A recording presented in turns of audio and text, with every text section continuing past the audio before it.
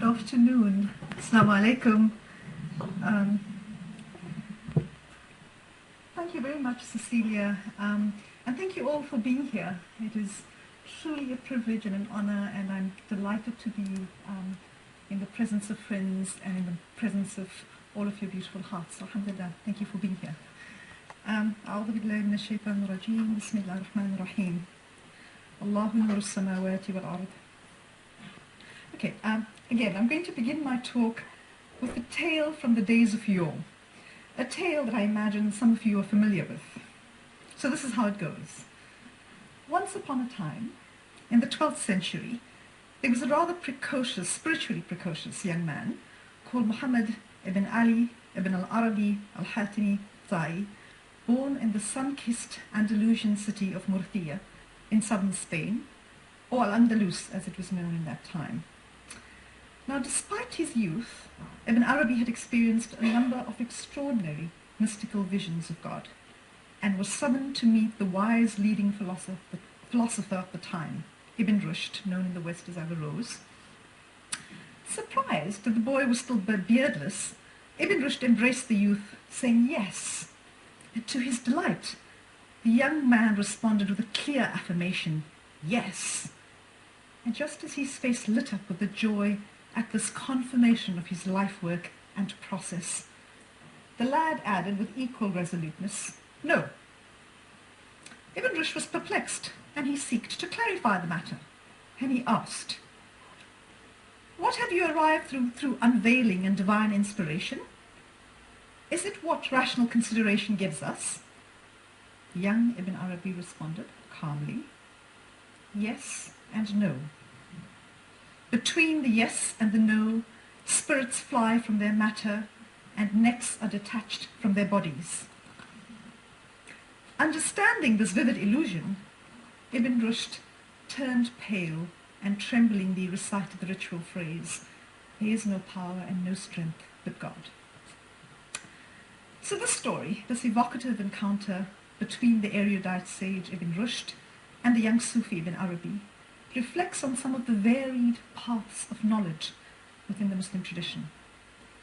But most importantly, for the purposes of my paper, the story, I think, points to the deep mystery at the heart of reality, a mystery that includes God and the human being, a mystery that cannot be known or contained through binary, rational, or mutually exclusive categories. In the above story, Ibn Arabi suggests, I think, that the spaces of knowledge between the categories, the rational categories of yes and no, in between spaces encountered through mystical knowledge and expressed through dialectical modes of language, are spaces of flight, movement, and dynamic disruption. In this paper, I want to explore the ways that mystical knowledge, experiential as it is, presents us with a radically destabilizing and fluid path of knowledge that I argue has very significant implications for thinking about gender. In particular, I argue that such Sufi ways of talking about gender demand an existential mode of receptivity and constant movement, which potentially unhinge gender hierarchies that define patriarchal mappings. Now, any meaningful discussion of gender within Islam, in my view, involves a careful attention to the intimate relationship between God and the human being, that is, between theology and religious anthropology. God and the human being constitute an elusive mystery at the heart of the Muslim tradition that eludes static and singular modes of knowing. So let me briefly elaborate on what I mean by mystery, since I'm using it in quite a specific way, and drawing on the incisive scholarship of Michael Sells, who I know is a great friend of the Ibn Arabi Society. Mystery, and I want to quote him, is, I quote, neither a set of abstruse doctrines to be taken on faith, nor a secret prize for the initiated. Mystery is the referential openness to the depths of a particular tradition, unquote. And I would add, it is a referential openness to the heart of the human condition, which by definition includes gender. Sells adds that this referential openness is fleeting. As soon as one thinks one has it, one has lost it. And given the shifting nature of such insights, mystics use apophatic language, the yes and the no, as a mode of knowing, what we call an epistemological mode. Apophasis, according to Searles, is a discourse in which any single proposition is acknowledged as falsifying, as reifying. It is a discourse of double propositions, in which meaning is generated through the tension between saying and unsaying. So in this paper, drawing on the work of Ibn Arabi, I explore the implications of what it might mean to hold a yes and a no for engaging the mysterious concepts of gender within Islam. That gender constitutes a mystery and continues to be a mystery is reflected, in my view, in some of the contemporary feminist debates more broadly. Some of those debates, when read through the lenses of Islamic mysticism, reflect, in my view, varying modes of saying and unsaying gender. So let me be very brief, give 3 brief examples from contemporary feminist theory, and then I'll revert to what that means for Ibn Arabi and thinking about gender from within Islam. So, for example, a contemporary feminist theorist like Judith Butler, in her now classic Gender Trouble of the 1990s, has irreverently muddied a number of binary categories in previous feminist thinking, including the classical divide between sex and gender, men and women, masculine and feminine, heterosexual and homosexual. These categories, Butler argues, are entirely the product of our own constructions. In her terms, there is no essential sexual biological base that is naturally present upon which gender roles get attached. Butler's intervention invites in a potentially soaring fluidity in understanding sex and gender systems, not allowing us to rest easily with any form of essentialist difference. Now, whether or not we accept these radically free-floating conceptions of embodiment offered by Butler, one of the values of her theoretical work is the unfixing of reified notions of sex-gender constellations through mystical lenses. And I'm doing something different. Instead of reading about Islamic mysticism through feminist lenses, I'm trying to read a feminist through Islamic mystical lenses. So I would say, if I'm reading her from a mystical lens, what she's doing is a radical act of negation, the no. The second feminist, who's a bit more resonant with my own approach, that I would like to turn to, is Luce Irigaray, a French feminist, who presents a somewhat different approach.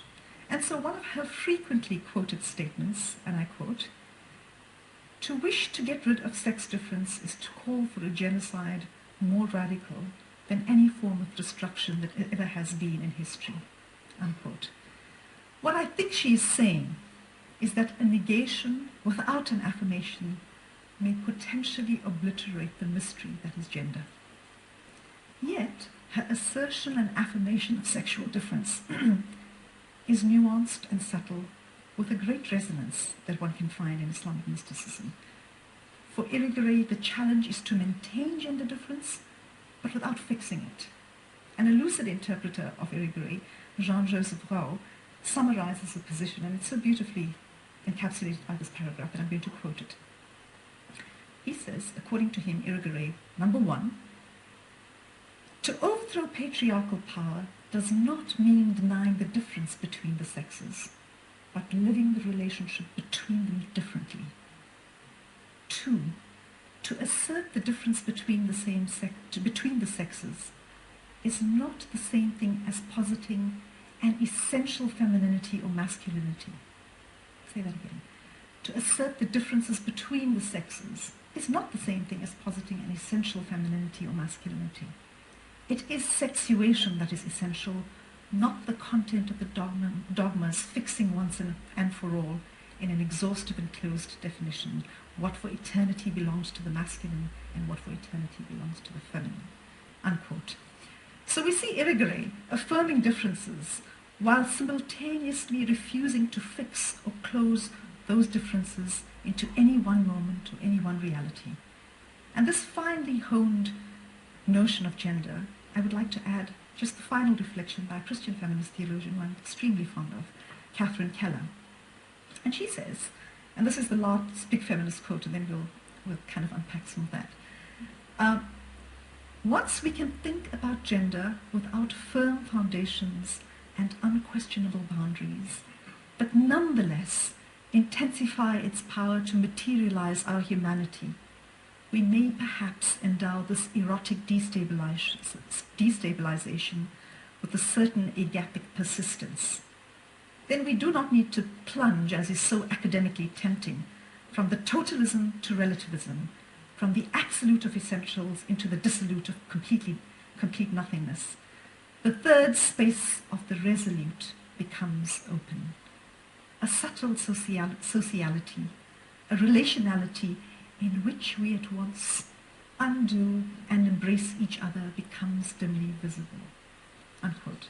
So this perspective reflects for me a feminist mode that allows for the barzakh of in-betweenness, of holding gender while refusing to delimit it into any unyielding, rigid form. So for me, these feminist theorists illuminate, in a variety of modes, that gender remains an elusive mystery despite our most focused attentions, whether by secular or religious feminists.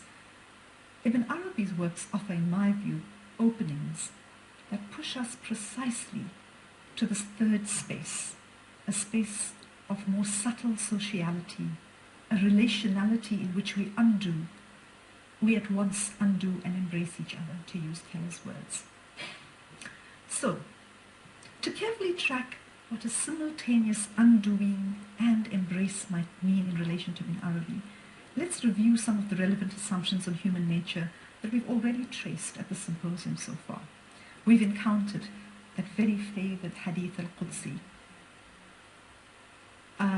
The heavens and earth do not contain me, but the heart of my faithful servant does. As such, much of Sufi practice and Muslim ritual in general has been described as the attempt to polish the heart, which is the spiritual center. This polishing, we are told, of the human heart is done so that the divine qualities which comprehensively reside in the human heart might be most clearly illumined and reflected. Ibn Arabi, as we've noted over the last few days, presents perhaps one of the most sophisticated developments of these ideas on the relationship between God and the human being, reflected in his conception of the Insan Kamil. By presenting us with Insan Kamil as the living embodiment of the balance of the divine names or attributes, Ibn Arabi presents us with an archetype that is characterized by both identity and intimacy with God. Moreover, this archetype, when reflected in real human terms, the complete human being, Ibn Arabi tells us, in a number of different places, applies in equal and complete measure to men and women alike, and is rooted in God and forms the basis of human beings' existential identity and self-knowledge. Hence, progress on the spiritual path demands that a person strives to purify the self from the internal false deities, those negative qualities that grasp to take hold of the heart. And this process of polishing, scrubbing away, or weeding out the consuming negative qualities, for example, of anger, greed, arrogance, and other forms of egotism, allow for the inner light of the divine qualities to manifest. So given this model of human spiritual realization, the question about process becomes all important in the human journey. And Ibn Arabi, as we've noted, is very fond of saying, one who knows oneself knows one's Lord. Given the intimate connection of humanity and God, the way that Muslims speak about God is directly related to the ways we speak about human beings. So the mysterious nature of God, which is spoken and unspoken with the use of dialectical and paradoxical language by Ibn Arabi, is actually directly relevant to the understandings of human nature. And this dialectical mode creates a productive tension, exploding binary linear conceptions of God, human beings, and gender. The use of ambivalence, paradox, contradiction, as revealed in Ibn Arabi's Yes and No, impels a fluid conceptual apparatus that resists closure, that resists narrowly or reified conceptions of God or of the human being. Moreover, the use of a dialectical mode allows Ibn Arabi to present within language with all of its limitations, insights that transcend normative and established patterns, beginning with a shared symbol for gender norms on one side of the dialectic, and it's integral for meaningful communication within a given context. These norms are then countered by the other side, the non-normative, egalitarian narratives. The subsequent transcendence of the established positions through the dialectic opens up vast horizons for transforming fundamental assumptions about gender and its signification. So let's look directly at some of the ways that Ibn Arabi uses paradox, ambivalence, contradiction, all organic elements of his Sufi method that result in generative spaces of tensions that interrupt predetermined ideas of gender. So, Ibn Arabi uses gendered metaphors, as we know from the pioneering works of Sachiko Murata, to describe all aspects of reality. He uses terms such as fathers, mothers, male, female, sexual union, offspring, in unique ways to signify different spiritual phenomena and diverse relationships within God, within the universe, in nature, as well as within and between human beings. In his framework, masculine and feminine principles suffuse the entire sphere of being. They are complementary and can operate only in relation to one another. Creation in every realm comes into existence through the interaction or the sexual union, the nikah, of these two principles. Within this framework, maleness reflects primarily the mode of activity, while femaleness is defined by receptivity to action and the capacity to be changed through such action. And it is sexual intercourse between mothers and fathers who unite through the magnetism of love to bear offspring. An active or male reality has the power to act on the receptive or female reality, which in receiving such activity becomes the empowered creative site of growth and manifestation. So all things that are receptive to another are considered female. While femaleness and maleness function distinctively, they are at the level of being and at the ontological level inextricable and equal co-contributors in the creative process. They are thus essentially relational. Now, before we get our feminist knickers in a knot, I'd like to expand on Ibn Arabi's use of the term male and female. For Ibn Arabi, there's a clear recognition that the principles of maleness and femaleness are not exclusively associated with men and women, respectively. All human beings are characterized by a combination of activity and receptivity in various spheres. In these terms, by the merging of maleness and femaleness.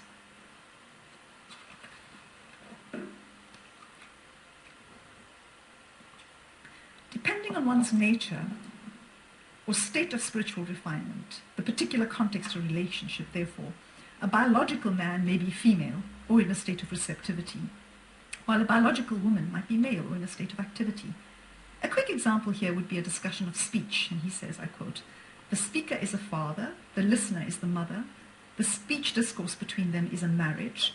What comes into existence from that interaction in the understanding of the listener is the child or the offspring." Unquote. Now one may apply these gendered principles to Ibn Arabi's own life and relationship with his female teachers in particular, such as Shams or Nuna Fatima, with interesting effect. In the context of the refining relationship of discipleship that Ibn Arabi had with these women teachers, they fathered Ibn Arabi's learning. As a result of his feminine state of receptivity, he allowed their wisdom to penetrate him, thereby deepening and birthing his own insight. The point is that not biology, but rather a particular situation and relationship indicate whether one's state is characterized by activity or receptivity. And from this perspective, Ibn Arabi's seemingly essentialized gender categories are effectively turned in on themselves to de-essentialize the nature of gendered human beings. Another example of how Ibn Arabi performs an unsaying of gender is evident in his discussion of the created forces in nature, using the mimetic metaphors of human sexuality and procreation. He tells us that the sky as father acts upon the earth as mother, and as the result all things upon the earth are created. In this poetics of creation, what is particularly noteworthy is the distinct absence of a hierarchy that values the masculine as the positive heavenly spiritual pole and that degrades the feminine as the negative earthly corporeal realm. On the contrary, and here I'd like to quote from Ibn Arabi because it's such a rich and actually simply a gorgeous quotation on the dimension of earth and corporeality. And I quote, "The earth gives all the benefits from her essence and is the location of all good. Thus she is the most powerful of the bodies. The movement of all things does not contest her own movement because they do not leave her sphere.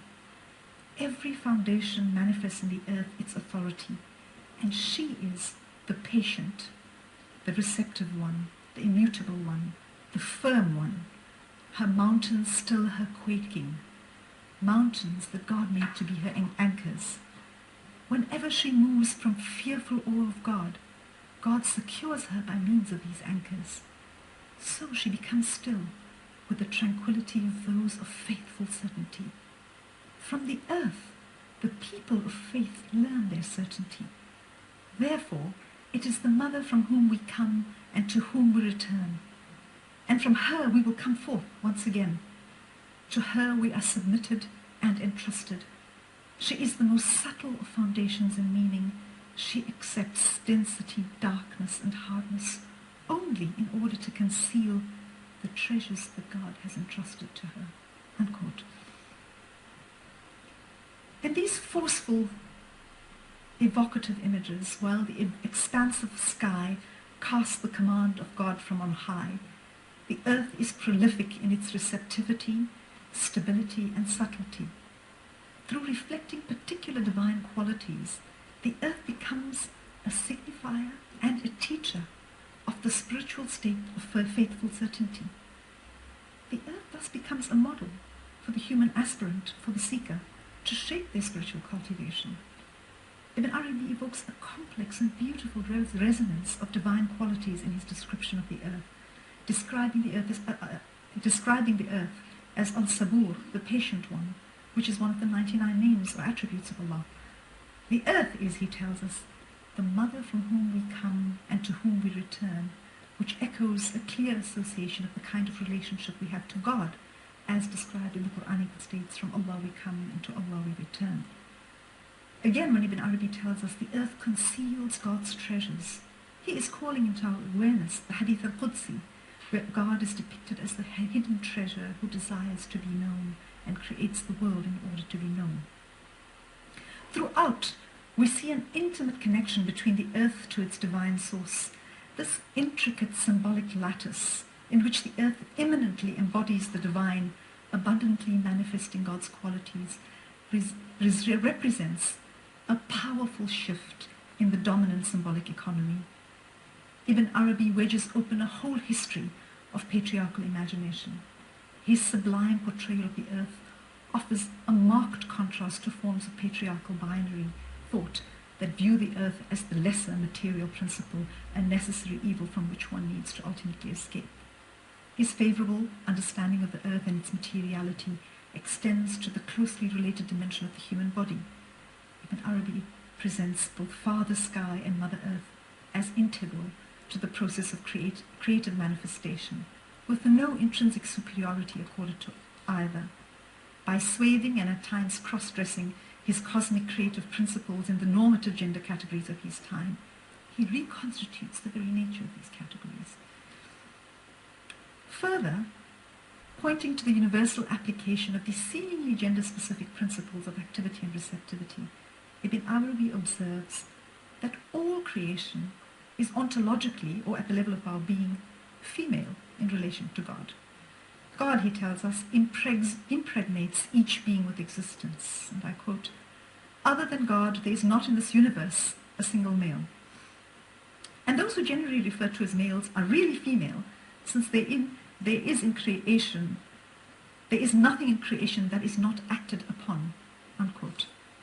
So while a feminist reader must immediately be wary of the ways in which language of maleness as associated with activity and female with receptivity reflect a particular dominant mode of power, we are simultaneously informed that all humanity is female. In academic terms, we could say that this statement reflects an unsaying, or a semiotic move that subverts even as it appears to reinscribe the dominant norms. Elsewhere in the Futuhat, Ibn Arabi's description of creation very explicitly draws on women's experience in feminine images. He tells us that God originally existed as pure being without otherness and reflection in the state of undifferentiated wholeness prior to creation. And in the state of solitude, God experienced a deep longing to be known, as reflected in the Hadith al-Qudsi. I was a hidden treasure, and I loved to be known, so I created the world that I might be known. And it is this divine longing, this love, that results in what Ibn Arabi calls the first act of sexual union between the active and the receptive within the one God, which in turn births all things. Ibn Arabi elaborates, telling us that this divine force is an unceasing sexual union that is forged whenever the real, lovingly and filled with desire, turns attention to possible things, beckoning them into existence. Then elsewhere, Ibn Arabi provides us with a more detailed discussion of this birthing of existence, and he employs very explicit imageries of pregnancy, labor, and birthing, describing God in the state of wholeness and possibility before creation, the yet non-existing entities which carried potential, exerted a metaphysical condition of pressure. He uses the word kab, or labor, to describe the state of distress. The divine creative force, the breath of the merciful, in an act of love and plenitude, releases them into the theatre of existence. In the same way that women give birth to children, God births the cosmos and reveals God's treasures. The vibrant, pulsating, and sensuous images where God loves and desires to be known, where God experiences distress without creation, where metaphors of God include images of labor, pregnancy, mothering, offer glimpses of this 13th century scholar's central contribution to the destabilization of patriarchal theological constructs. Moreover, this image tells us that God needs creation to complete and manifest divine potential. In particular, the idea that God needs creation and humanity for completion breaks down the hierarchy of traditional patriarchal images, the transcendental images, where God is always Lord above, entirely dependent of humanity. Love, desire, and need define the divine creative spark, not simply unadulterated power and indomitable will that demand absolute obedience. The female images of pregnancy, labor, mothering also reconstitute some of the more hierarchical metaphors for God. They invoke a layer of intimate relationship, nurture, and deep connection between God and humanity. Throughout Ibn Arabi's work, the reader discovers pervasive images of God that break down hierarchies and that present profound and intimate formulations of the God-human relationship. These present radical shifts in the Muslim symbolic economy of the divine that allow for very different ways of relating to God and to human beings. Such feminine images of God exist in contrast to Ibn Arabi's description of God as the only male in existence and creation as female. The gendered ways in which he describes God is contingent on the particular types of relationships he's attempting to depict at a given moment. Each context and relational mode demands a different use of gendered metaphors, and Ibn Arabi is uniquely comfortable using conventionally masculine and feminine ways of describing God, while simultaneously transforming the conventional ways we might think about the symbolism of those categories. So, one cannot directly translate, however, mythic and poetic feminine images of God and creation into direct emancipatory social practice, as feminist scholars of religion like Grace Jansen, the great Christian feminist philosopher, and Elliot Wolfson, who is a scholar of Jewish mysticism, has illustrated. Transformations in a symbolic system do not guarantee in any way socially egalitarian gender practices or even more flexible social roles for women. Without inferring that feminine images of the divine by themselves do these liberating translations, nonetheless ruptures of traditional patriarchal images of God are still significant. Luce Irigaray, who I mentioned earlier, who responds primarily to a Jewish and Christian set of images or theological images, argues that for women to attain full and authentic forms of subjectivity, female images of the divine must be created and embraced. Ibn Arabi's diverse and fluid images of gender that include sexual metaphors and feminine images of God are thus fruitful for feminists in search of inclusive and more expansive spaces to extend the Muslim imaginary. So one of the reasons that Irigaray's point might have a particular resonance for Sufism relates to an important aspect of his understanding of human nature. In his framework, the human condition for men and women alike is nothing but the embodiment of divine attributes, as previously discussed. So the fact that God and humanity is so intimately connected, and that these metas of the divine are explicitly inclusive of the variety of gendered images in this part of the Muslim tradition, is powerful. It destabilizes masculinist notions of gender for both God and humanity. So while exploring feminine symbolic spaces might provide a counterfoil for the more hierarchical images, having affirmed both masculine and feminine images of God, which is important and vital, we now come to what I consider the most profound aspect of Ibn Arabi's God talk. And here it is. Firm attachment to any particular construction of God, whether masculine or feminine, is a fundamental spiritual error. Ibn Arabi is working effectively, simultaneously, at a number of different symbolic and metaphysical registers. So his images of God similarly function at multiple levels.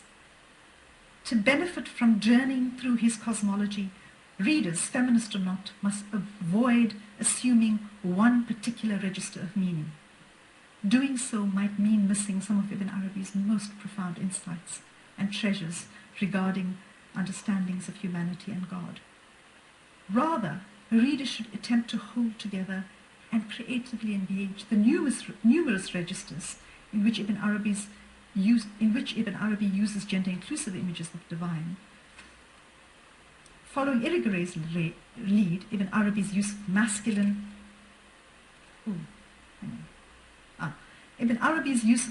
and feminine images of God help authenticate and validate both male and female subjectivities. And this, of course, resonates his assertion that Insan Kamil is that state of being that all human beings have access to. However, when speaking at the register of the divine, Ibn Arabi does something even more powerful. His use of masculine and feminine images of God present us with a case of mystical dialectic, where he uses known gendered images in contrasting ways to ultimately transcend all gendering of the divine. He cautions us against the error of binding, encourage us to be vigilant against any attempt to limit God in any particular way. He warns that people must never fix God into their own conceptual categories.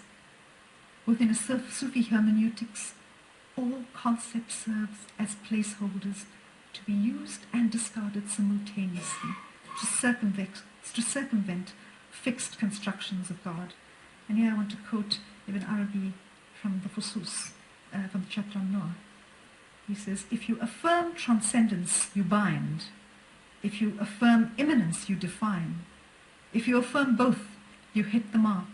You're an imam and a master in the spiritual sciences. So it reflects back to this holding of transcendence and immanence lovingly together, in a way that the balance in either one direction would mean, or the imbalance in either direction would mean missing the mark. The divine is in a state of perpetual transformation that cannot be captured in any one set of images. Ibn Arabi's metaphorical strategies thus create a mystical dialectic of both saying and unsaying the various gendered constructions of God that necessarily appear and must also necessarily disappear to remain faithful to the mystery of the divine. As a spiritual guide who points to God's immanent connections to all beings, male and female, Ibn Arabi provides the reader with gender-inclusive images. As the chamberlain of monotheism, he points to God's transcendence of all gendered human binaries and the vast openness of the divine, which prefigures the vast openness of the human being, who is the microcosm of the divine. In both affirming and unsaying gender in his descriptions of God, and by implication humanity, Ibn Arabi hits the mark exquisitely by embracing the plenitude of a simultaneous and paradoxical yes and no position. This approach to God is also an approach to the human being, who for the Muslim mystics is the child of the moment, the child of the breath, to use Cecilia's terms, refreshed and newly realized in every instance. This approach, I think, undoes static notions of gender, allowing instead for novel ways of imagining God and human beings beyond binaries. The very work of paradox in the works of Ibn Arabi, which both recognizes difference and then destabilizes those very conceptions of gender, is not simply to disrupt fixed notions of gender, but more especially to facilitate dynamic movement. The work of paradox is to push us to an existential mode of openness, of invoking the changing face of the divine in every moment, and the constantly transforming state of the human being, who is a microcosm of the attributes. As such, mystical paradox generates a spaciousness and a capaciousness that can forge a path of liberation from restrictive gender molds without simply saying that gender does not exist. It does and it does not. Sufi language is thus deeply iconoclastic. In the true spirit of the prophetic Muhammadi revolution, it unhinges the patriarchal idols of reified and fixed concepts of gender. Thank you.